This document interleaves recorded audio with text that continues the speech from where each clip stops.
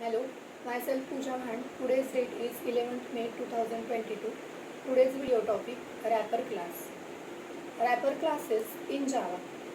The wrapper classes in Java provides the mechanism to convert primitive into object and object into primitive.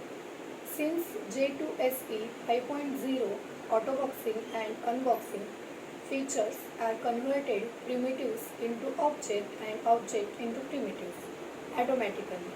The automatic conversion of primitive into an object it is known as autoboxing and vice versa unboxing.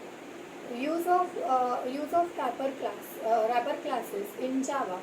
Java is an object-oriented programming language, so we need to deal with objects many times, like in collection, serialization, synchronization, and etc.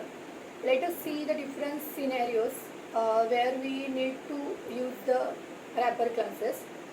Changes the value in method. Java supports only call by value.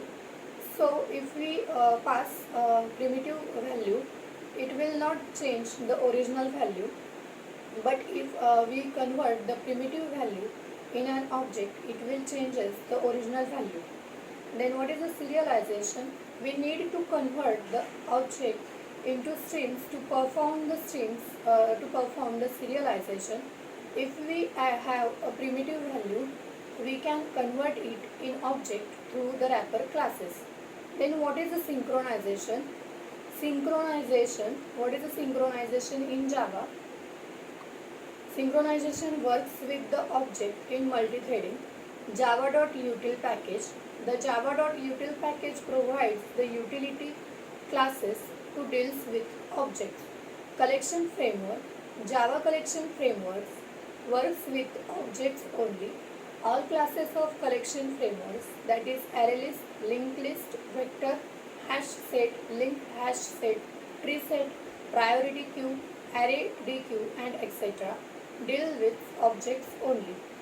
The 8 classes of the java.lang packages are known as wrapper classes in Java.